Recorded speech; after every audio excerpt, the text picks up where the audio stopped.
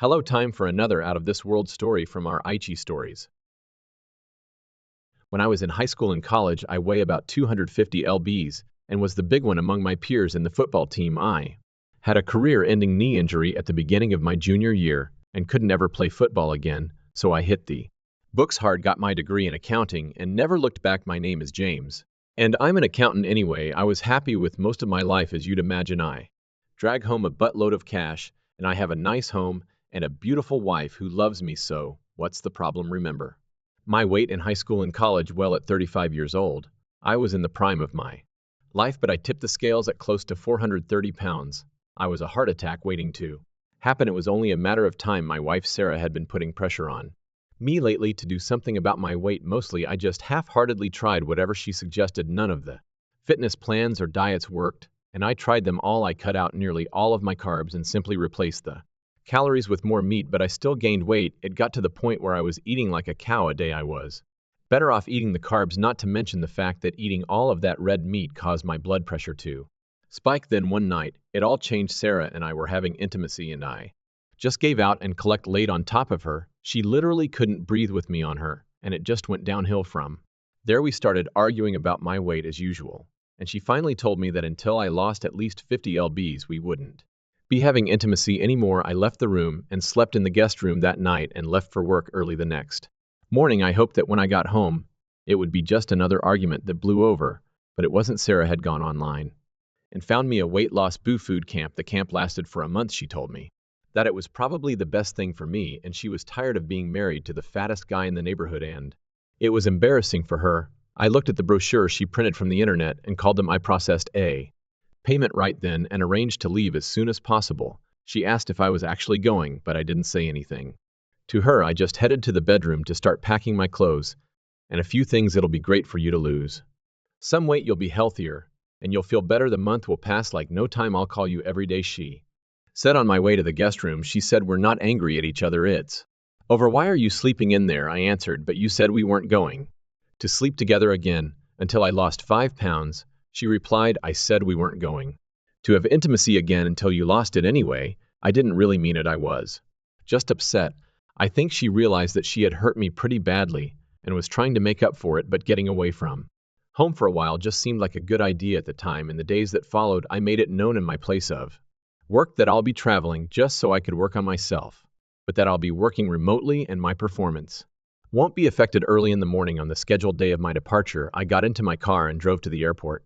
I flew to Tucson and the dry heat of the Arizona desert to start the camp. For my first 3 weeks there, I was doing my usual bit when it comes to fitness. I spent most of my first week getting my internet and computer system set up to allow me to work while I'm there. The next week, I started actually viewing what was going on there. I say viewing because I didn't actually participate in anything. I just watched and laughed at some of the things they expected us to do in terms of the food I use. The meals they serve us as an appetizer and order pizza or burgers and have them delivered. The delivery people even know that to get a bigger tip, they just have to meet me on the access road that the campers use for jogging. I sat at the picnic tables and eat the food and then go back to camp. So after being there for nearly 3 weeks, how much weight did I lost?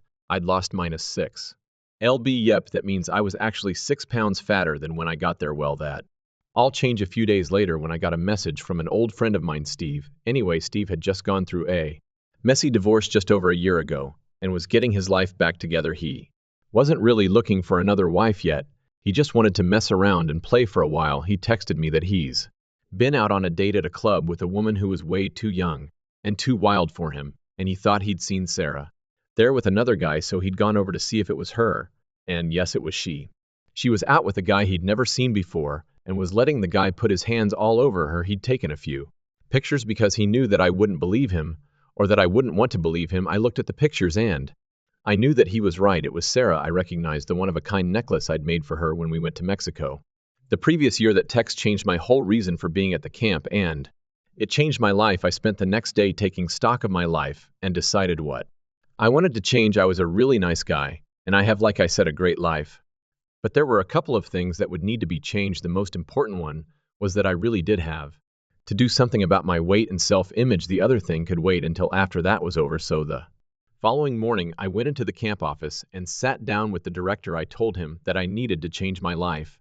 So I signed up for the 3-month intensive program that they reserve for people who are nearly morbidly obese. I started right away that morning. I went out for a walk in the desert with one of the training groups. It was an easy 2-mile walk at a very slow pace. It was supposed to help speed up our metabolisms and start us out burning calories before we ate breakfast. I laughed at the thought of it because back in high school and college, I used to run about 4 meters a day at a very good pace. That was my wake-up call. It made me realize how far I had fallen, and that this wasn't high school. I might have felt like I was still that big-toned athletic football player, but I wasn't. I struggled to finish the 2 miles, and near the end I couldn't keep up the pace. There were a couple of 50-year-old ladies urging me on and telling me I was doing great as they passed me with a half-mile to go. When I got back to camp, I was bathed in sweat and had trouble walking. My knee, the one you injured playing football, actually hurt. As I entered the cafeteria, a lot of the people I befriended at the camp called me over. They were mostly shocked to see me all sweaty. They were also as big a bunch of scam artists as I was. I went and sat at a small table in the back alone. If I was going to do what I now had my mind set on, I didn't need any negative influences for breakfast. I had a half a glass of orange juice, a piece of toast, a half a cup of fresh fruit, and 2 slices of low-fat turkey bacon. I was still starving when I finished, but I had truly decided to change after breakfast. We had an hour to do as we pleased before our first workshop. I used my hour to contact a private investigator to get me the info I needed on Sarah. It wasn't something I relished or looked forward to, but it was just something I had to do. I needed to know how far she'd gone with that guy, and whether or not there were others. I loved Sarah, and upon reflection, I guess I could understand what she was going through. Depending on how far she went with this guy, there was a chance that maybe we could get past this. As I went to the workshop this time, I actually listened to the speakers they'd lined up for us. I heard stories from former campers who'd lost a great deal of weight and had successfully kept it off. In some cases, they'd made great changes in their lives, and most claimed it was all because after years of struggling with their weight, they'd found one thing or one person or an incident that gave them the focus and the reason to change. I realized that finding out that the woman I loved more than anything was cheating on me had been my motivating incident, but that I wasn't changing for her. I was changing for myself. I'd always had women through high school and college, and since then, I had Sarah, so I really didn't need to look at myself, but the thought of losing her made me realize that I needed to change some things about myself almost as soon as I got out of the workshop. My phone rang. It was Sarah making her daily call. I hadn't spoken to her for the previous 2 days since I'd spoken to Steve because I had been too hurt to even speak to her. "Hi, honey, where have you been that you haven't answered the phone? I've missed you so much," she said. I told her I've been trying to both work from this place and lose some weight at the same time, so it's been tough. "Well, don't worry, you'll be home in 2 days and it'll be over," she said. I responded, "No, Sarah, I haven't lost 50 lbs, so I'm not coming home yet." She answered, "James, that was just an arbitrary number I threw out there when I was pissed. I miss you. I want you to come home. I don't care if you only lost 2 lbs. I've got what I wanted, and you are seriously try. If you really want to lose weight now that you're serious about it, you can lose weight at home just as easily." I answered, "No, Sarah, a deal is a deal. I won't be home until I've lost at least 50 lbs, maybe more." In my mind, I'd key on her words that she'd gotten what she wanted. She probably should have said who she wanted. She continued, "Don't be so stubborn. You can lose weight at home. Besides, I've been thinking about some things, and I really want you to come home." I finally said, "Sarah, my mind is made up, and it's really difficult for me to work and lose weight at the same time without totally immersing myself in the lifestyle here, so we'll have to call less frequently until I'm done. I'm doing this for both of us. I don't want you to have to be embarrassed by me anymore. I see now how awful it was for you all of this time being followed around by some disgusting fat slob just because he loved you," she responded. I never should have said that. I was just angry. I hung the phone up and got into some sweatpants and a sweatshirt for our morning exercise class. I went to the gym and looked around. I got in line in the front instead of the back. I wasn't going to hide anymore. The trainer that day was Debbie. She was a very non-nonsense trainer. She had never spoken so much as a word to me since I'd gotten there. I had seen her sneering at me a few times, but we never spoken even as I lined up in the front row. She was looking at me as if she wanted just the force of her glance to push me to the back so she didn't have to look at me. We started out with stretches and reaching exercises. Not only could I not touch my toes, I had trouble touching my knees, but I tried really hard before we had finished the warm ups. We hadn't actually done any real exercises yet, and I was already sweating. Then the embarrassment began. We started with light leg lifts, lifting our knees to supposedly waist height. When we got done with those, I was bathed in sweat, and Debbie was looking at me with laughter in her eyes. and an evil smirk on her face. We did arm lifts and she kept us doing them until I couldn't hold my arms up anymore. But I kept trying. We got down on the mat for still more embarrassment. In my prime, I could bench press over 200 pounds, but that day I failed. To do even one push-up, I was able to do one stood up, but I collapsed after it. Debbie's smug look followed me as I left. I went and showered before lunch. After lunch, we had another hour off. I went to the clinic and got my knee looked at. I had a very slight strain and they wrapped it up for me. The exertion of the morning's walk had just pushed the muscles surrounding the joint further than they'd experienced in a long time. The doctor told me to ice it for a couple of days and I'd be fine. I could even still walk on it the following day, but he didn't advise me trying to overdo it, and that was my pee pattern. For the next week, I ate only the meals we were served and refused the desserts. I also skipped most of the snacks unless I was absolutely starving. The first 5 days were absolute hell. I know that I was the butt of several jokes and a lot of laughter, but after the first 3 weeks I'd spent there, I deserved it. But I was proud of myself. At the end of my first week of really working at it, I'd lost 8 lbs. I got my first report from the pie at the end of that first week as well. He had pictures for me. Some were from a restaurant that Sarah had gone to with a guy, and even a recorded conversation with him. Of course, there were also pictures of her going into a motel room with him, and from the length of time they stayed in the motel, it was very obvious what they were doing. The funniest thing is that her having sex with him didn't hurt me nearly as much as hearing some of the things she said about me behind my back did. The guy had asked her what made her finally decide to give him a chance after he'd been after her for months. I hadn't heard anything about that from her, so she'd been keeping secrets from me for a long time. She'd apparently known this guy from her college days, but they hadn't actually gotten together until recently. She told him that she was just tired and embarrassed by me, and that I was too out of shape to even satisfy her anymore, so she'd sent me off to camp so she could try out a real man. Then she asked him how he did what they were doing from his wife. He told her that, like her, he wore the pants in his family, and his wife did what he told her and didn't question him. I was so hurt by this revelation that I decided that there was nothing left of our marriage to salvage, so my mind was made up. In my second week of real training, I picked up the pace of the morning walks. In the afternoons, I started swimming laps or pool walking. I also started doing some of the skill-building activities like archery and fencing. I needed to pick up a few hobby-type activities that would allow me to keep busy when I left the camp. I also hired myself a good divorce lawyer. I explained what was going on and how I discovered it and arranged for him to get reports from the pie as well, so he'd be up on any and all developments. I asked him to get the papers ready to be served, even though I still didn't have an end date in sight. Yet by the end of my first month of real training, I was a new man, or I was closer to being the man I'd been. I'd lost almost 40 lbs, and I felt better than I'd felt in years. My routine was different as well. I usually got up earlier and jogged 3 miles instead of the morning walk. I always did Debbie's exercise class, but now it seemed like she no longer looked down on me and had actually begun to smile and greet me in the mornings. The biggest shock came one morning when I completed my 10th push-up out of a set of 15 that we tried for and found a sudden weight on my back. I pushed as hard as I could and got another push-up in.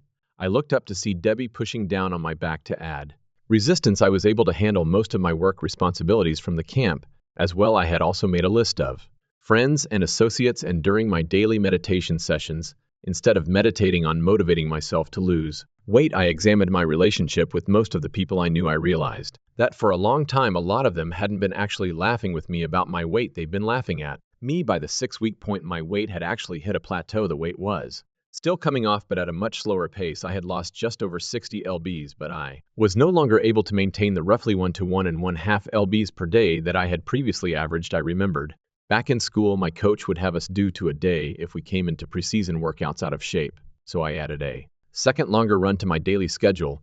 This run was more challenging, and although my knee and my age would never again let me run as I had in college, I enjoyed it, and I started to run a little further each day. Sometimes when I got back, if I still had the energy for it, I'd go to the gym and lift weights there. Again, I was taking it easy and counting on my memory of what I had done when I was younger to get me through it. When I first started, it was embarrassing. After years of telling people about my 200-plus PBS bench presses, I struggled to bench 100 pounds. Another thing that was a shock to me was that as I made progress, it wasn't consistent. I got my bench up to 100 pounds and then couldn't lift it again for over a week. My legs were also very weak. The knee injury simply wouldn't let me do squats or a lot of the other heavy leg exercises. The same thing happened with a lot of the exercises from my back. Anything I had to do in a standing position was limited by the weakness of my knee joint, but I got better slowly. The pain in my heart just didn't seem to Be going away though. One night I was trying to put up 170 pounds and the first rep went up pretty easily. I struggled with the second rep. Common sense should have told me not to try a third, but in my emotional state common sense was not my strong point. On the way back up the bar got much heavier and I just couldn't push it up. I pushed with all of my might and was trying to think of a way to wriggle out from under the bar when I felt someone grab it and start pulling it back up. Together we managed to get the bar back on its stands. Well, that was intelligent, James, said Debbie. You barely made the second rep, so what made you think you could get another one in? Did you know that it is against camp policy to be in the weight room alone? Do you understand why now? I said, I'm sorry, Debbie. It won't happen again. And thank you for saving me. I know it's just another thing for you to laugh at, so enjoy telling everyone how you had to help the fat slob again. I left after that. If Debbie had any further scolding or complaints, she held them and just let me walk away. The next day after breakfast, I started looking into some of the workout rooms to see if there was another exercise group I could join. There was a yoga class and a pilates group that I'd never tried, but I decided to try the Step Eric's class. It looked like it might be fun, and there were a lot of women in the class and very few men. I was just about to go in when I heard a voice behind me. I'll be really hurt if you go in there, James. I turned and saw Dee standing behind me. She was dressed for class as usual and staring intently at me. For today, why don't you come to my class like you always have? Then I'd like to talk to you after class. Tomorrow, you can do whatever you like, okay? She held out her tiny hand, and I nodded my head and took it. We went back to her workout room and did her class, take a shower, and meet me back here, please, she told me. A half hour later, I was standing in front of the workout room waiting for Debbie to return. I didn't know what was going on with her. She probably wanted to give me another chewing out about the dangers of working out alone and how it violated the camp safety rules and could lead to a person being expelled from the camp. She was probably going to tell me that it was her duty to report me to the camp director. Whatever it was, there was no way it could make me feel any worse than the news I'd already gotten that morning. I'd heard from my pie that Sarah had brought that guy she'd been seeing back to my home the previous night, and he'd spent the night. I was still mulling over how I was going to handle Sarah when Debbie showed up and wiped her from my mind totally. Debbie, despite her drill surgeon manner, is very ped. She's probably about 52 and has inky black hair and gray eyes. My favorite thing to see is when she turns and looks at her class over one shoulder, and that hair obscures one side of her face so that only one of those eyes looks at you. It's as if that eye is looking into your soul to find out if you can make just one more rep than you thought you could. Her chest, while not huge or sizable, and really determine what kind of clothing she could wear. They alone are the reason there are so many guys in her exercise classes. Her classes are tough, but most of the guys prefer them to the easier classes just so they can oil her ass. Is another story. It isn't huge, but it's tight and firm, so tight in fact that I'm positive you could bounce a quarter off of it. Word around the camp is that she's probably a raging lesbian, but her classes are full anyway, which she showed up in a loose-fitting sweatshirt shirt and jeans. I was surprised. I'd never before seen her with these kind of clothes on. She had her hair pinned up on top of her head and huge sunglasses on. That outfit on a normal woman would have been great for a trip to the mall or running errands or doing yard work on a lazy Saturday afternoon, but on Debbie, it just opened up a whole new world of fantasies. It made her look more human, maybe even vulnerable. She smiled at me and nodded her head towards the exit. This confused me because I thought we were going to talk. She began, relax, James. You're not in trouble and you won't be in trouble. I just wanted us to talk. And usually when I want to think, I get in my Jeep and drive out into the desert. It clears my head and just makes everything better. By the time I get back, I've either solved my problem or it just doesn't seem as bad as it was before I left. Maybe it's just stress relief. Maybe it just lets me put things into their proper perspective, but it seems to work somehow. And James, whether you know it or not, you've become a problem for me. My heart sank at the words. This was just great. I become a problem for her. I had enough problems of my own without worrying about some other woman hating me. She led me out the back to the staff parking lot and a black Jeep Wrangler. I got in and had to hold on since she immediately took off as soon as the door closed. We drove down the highway for a few moments, and then she just cannoned around a corner onto an unpaved road that I would have missed further west since it was unmarked. We sped through a few trees and hedges that became sparer. The drove until suddenly there was no vegetation, and we were in the desert, arid, sandy ground spread out in front of us all the way to the mountains in the distance. She put the Jeep into four-wheel drive and slowed down a bit. As we plowed down the now uneven and still unpaved road surface, she seemed to know where she was going, so I just held on. Finally, we got to the edge of a medium-sized canyon, and she pulled up the parking brake and got out and wandered over. She looked out and seemed to relax as if gathering herself. Then she turned to me and gave me the high beams. James, what the hell is going on with you? When you first got here, you were just another fat, spoiled rich boy who didn't take the place seriously. So I didn't take you seriously. You had your Little conference calls your late-night pizza runs, and you hung out with all the rest of the class clowns we see about 100 guys like that every year. You come here overweight and out of shape, and maybe if you're lucky, you lose 4 or 5 lbs and then go back home and tell everyone how tough it was. Some of them make a ritual out of it and do it every year, but then something happened, and you changed. I don't know why, and I don't know what it was, but you became different the first day that you showed up for my class and stood right up front.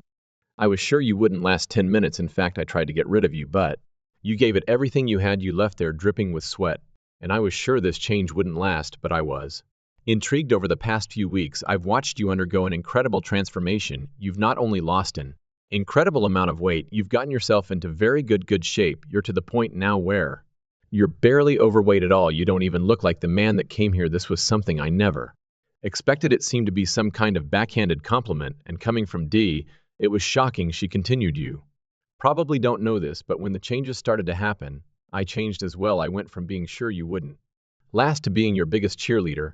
I watched as you started your nighttime desert runs. I also watched as you started lifting weights at night as well. That's why I was there the other night when you overdid it. Most people who've lost half of the weight you have, even when they haven't gotten into nearly the shape you're in now, find themselves fulfilled and happy. They're more confident. They've done a great thing, and they're proud of themselves. In the ceremony we're having next month before the camp closes for the season, you're going to get several awards, but don't tell anyone I told you that. But you don't seem happy at all. It's almost backwards with you. Most people come here sad and depressed because they're overweight, and people make fun of them, or whatever. They lose some weight, they get happy, and they go home more confident. You were happy when you got here, maybe a little angry, but you were confident and secure. You worked your ass off and made more progress than anyone I can remember. You look great, but you're so much sadder and more withdrawn now that it makes me sad as well. You used to sit in the back and laugh with those clowns, and you were happy. Now you've inspired so many of both the campers and the staff, but you run off and work out even harder alone. James the First. Know what people around here think about me. I've heard all of my nicknames, and I really don't care. For me, being here is just a job. It's my job to help people find it within themselves, to make the changes in their weight and their health. Nothing less, but also nothing more. I urge them to change. I provide an example for that change, and I help them to work out. Some of them get it, some of them don't, but it's never personal. It's only a job. But somewhere over the past couple of months, you became less of a job and way more personal to me. That's why I snapped at you the other night, because when I saw that bar coming down on you, it scared the out of me. I thought you might have gotten seriously hurt or worse, and in the back of my mind, I thought that maybe you wanted to. I looked at her, and I was really shocked. I reached out and hugged her. She seemed to need to talk, so I just listened. She told me about her life, and it was nothing like I'd expected. She'd started out competing in gymnastics, but she didn't have the short, thick, muscular body that the average competitive gymnast has, so she got injured more frequently. There are also drugs and cocktails that a lot of the girls took to delay the onset of breast development and widening of the hips. She didn't take them, so very soon she was falling the rankings, because as hard as she worked, she couldn't compete with the girls who were doing the drugs. They also seemed to be more injury resistant and had more energy. After a while of spinning her wheels, she decided to simply give it up, which was very hard on her, but she moved into a different sport. She'd always been pretty, so she decided to give fitness competitions a try. It wasn't quite like being a bodybuilder, but it was close. But the emphasis was on femininity and grace, other than outright muscularity and size. She was good at it. But then again, the drugs reared their ugly head, and far worse in a lot of cases, the women who won the competitions and got the endorsements were actually giving the sponsors and the judges a few side benefits. Men had always looked at her, even when she was a gist, but here it was almost as if it was expected. After she was nearly a ed and saved only because she was screaming so loudly that the security team came in, she gave up fitness as well. She went back to school, got her degrees in exercise physiology and kinesiology, and started a career as a personal trainer. She's been working at the camp for the past 6 years. After all of that, I felt closer to her than I'd been to anyone in a long time. So I told her about why I'd come to the camp. I told her about my wife, Sarah. I told her that Sarah had just been embarrassed by me and wanted to send me away so she could cheat on me behind my back with someone in better shape. Well, she won't be embarrassed by you anymore. She said the next time she sees you, she'll be all over you. I said nope. The next time she sees me will probably be in a divorce court. I kept trying to see things from her point of view. I had to admit that I'd let myself go, and she had been totally right to want me to be in better shape. But the way she went about it and the things that she said about me really hurt me, and they made me question whether or not she even cared about me. But the cheating is just the last straw. That was the deal breaker for me. The other things maybe I could have forgiven after a while, but I'll never be able to. Trust her again that night changed a lot of things, and from then on I still did. Debbie's class every day, but she pushed me even harder. A lot of the guys were jealous as hell when I didn't. My push UPS with Debbie lying on my back. She even went out and ran with me at night sometimes. We never did anything outside of the bounds of friendship, but sometimes when she looked at me a certain way, I got tingles at home. Things were getting ugly according to the pie. Sarah had broken off her affair with her old college friend. Apparently he'd only been interested in her for sex. He'd been practically living in my house, spending several days a week there, and I guess even his wife was beginning to complain. The final straw had been when he and Sarah had started arguing. She'd been trying to break things off with him because the dirtiness and the thrill of it had passed, but he didn't want to let her go. She started calling me more frequently to find out when I'd be coming home. She began leaving me messages about how much she missed me and loved me since the camp would be closing down for about a month at the end of the season anyway. I knew I'd have to go home soon, Debbie, and I went out shopping because I needed new clothes after losing nearly 140 pounds. None of my old clothes would fit. While I was out shopping, I saw something that I'd always dreamed of, but could never have: a bright red 2009 Mustang GT. In a car lot across from the mall. I went onto the lot and looked the car over. The door was open, so I sat down. I was shocked. Over 100 pounds ago, I could barely fit in my shitty car, but now I could easily get into and out of a car that I just loved. I found a salesman and started the paperwork as soon as he ran my credit, and I arranged a transfer from my account. I drove off the lot and my new toy Debbie followed me back to camp in her Jeep. I made a few phone calls to my PI and my lawyer, informing them about the upcoming ceremony and to make sure the papers were ready and to get them delivered to me at the camp by a messenger. I called Sarah and told her that the camp would be ending on the weekend and they were having a ceremony for the families and friends of the campers. She told me she'd be there, and she sounded excited about seeing me again. I told her not to get too excited, that this may not be a happy occasion for her. She responded, James, over the past few months, I've realized that looks aren't everything. It's far more important to be with someone who loves you and supports you no matter what they would weigh or how they look. So even if you've only lost 1 pound, it's time for you to come home so we can move on with our lives. I love you and I miss you. I've had a lot of time to myself to figure out what I really want and what I really need in my life. I miss my big, strong teddy bear of a husband. With that, we ended the conversation. She had no clue I was aware of her infidelity, so she kept acting like all was normal between us, and I didn't say anything either. Over the next few days, I did several more significant things to alter my life and my job. Some of the things I did I kept secret. Even from D-Day was an entirely different story. She seemed to get neater and cleaner as the ceremony approached. The night before the ceremony, we had dinner so I could thank her for all of the help and inspiration she had provided. She actually held my hand for a while as we talked. She started, so I guess our time is over soon. Your wife will be at the ceremony and you can go back to Ohio and either put her in her place or divorce her. The only thing I could say was yes. I guess I missed the sadness in her tone because my mind was on other things. We drove back to camp in silence. There were a lot of things that were unsaved between her and me. After a short while, she broke the silence. I know that you've been far too honorable a man to even think about starting up some kind of a relationship while you were still married, but is there any chance that you've made up your mind about whether or not you're going to take her back? I guess what I'm asking about is the possibility that someone might just send me a plane ticket to Ohio sometime soon. I responded, Debbie, we've always been honest with each other, and whether or not you know this, I have really deep feelings for you, so I'm not going to start lying now. I can't say if there would be any plane tickets to Ohio or anywhere else coming, but that is not a bad idea. She nodded her head, and I didn't see her again until the ceremony the next day. It was strange for me. I got up early and went out for my run alone. I guess for most of the campers, the weeks or months of working out and dieting were over, but for me, running had become a part of what I am. So just because I didn't have to do it didn't mean I'd skip it after the run. I looked for Debbie and couldn't find her anywhere. A couple of the staffers said that she was holed up in her living quarters and not feeling well. I also heard that Sarah was looking all over the complex trying to find me as a joke. I went down to the auditorium and looked for her. I saw her and passed right by her, but she didn't recognize me. I then looked around to make sure the messenger was around, and sure he was. I met with him and told him I was going to signal him when the right time comes, so he should be on the lookout for me, and he agreed. Once the ceremony began, everyone went into the auditorium. I got a really great treat too. I actually saw Debbie standing not too far from Sarah, so I got a chance to compare them side by side. It was like comparing apples to oranges, though Sarah Has short blonde hair and a tall, thin body. She isn't nearly as fit as Debbie.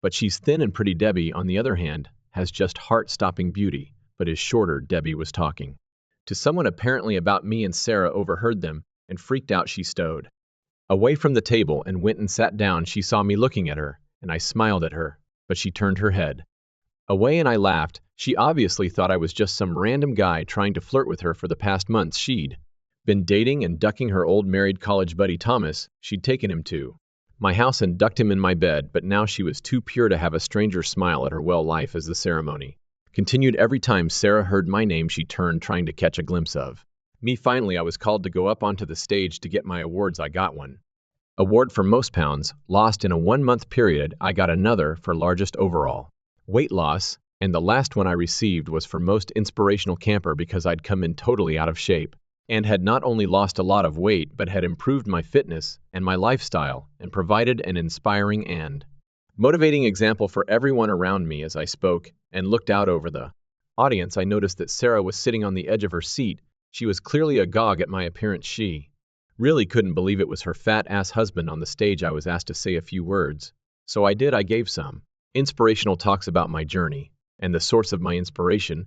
I also acknowledged and asked her out on the stage so everyone could see her, and so I could officially thank her. Everyone in the audience and on the stage reacted and cheered as she got up and came onto the stage to join me. If looks could kill, the glance that Sarah gave her as she walked past her would have been fatal. Debbie shook my hand as I hugged her for several pictures, and then the director had a few final words, and everyone adjourned for the dinner that followed the ceremony. A few minutes after nearly everyone had left the room, Sarah came storming towards me and Debbie, she started. No wonder you wanted to stay up here for so freaking long. You just wanted to betray me with this woman while I waited at home for you, I said. Sarah, at this point, Debbie and I are only friends. We have nothing going on, so before you start making a fool out of yourself, you should probably be quiet. I'm sorry, baby, she said. It's just that you look so good. You're so slim and so different. I was jealous. I've been alone in that house for so long, and I've been so lonely waiting for you. I can't wait to get home and try out the new UI.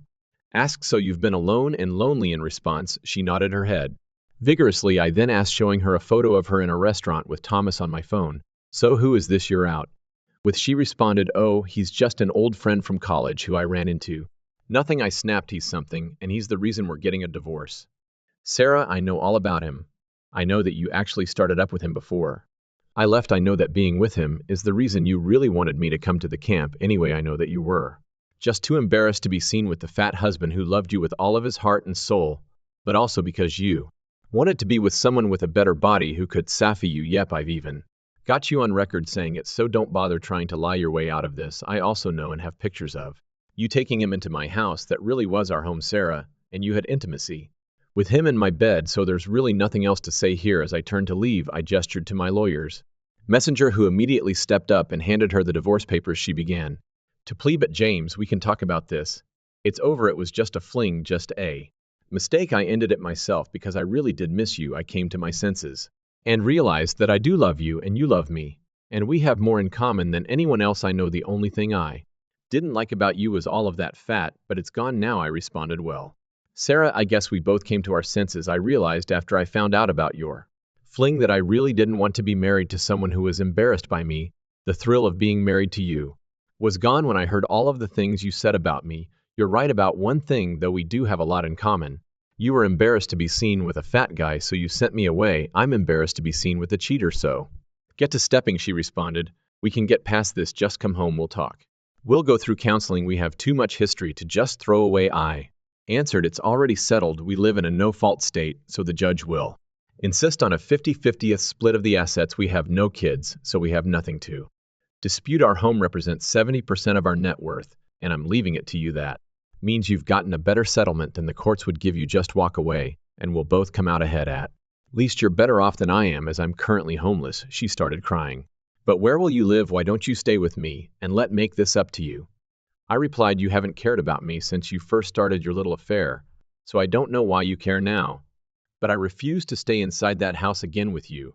That's why I gave it to you. I'm starting my life all over again with someone who won't be ashamed of me. I lost over 140 lbs while I was here, but you lost a husband who would have loved you forever, and a great home and the family we could have had, all because you Wanted to have fun. My weight was really just an excuse you used to have your little affair, so if you ask me, you're the real champ here. After saying that, I walked away and left her standing there.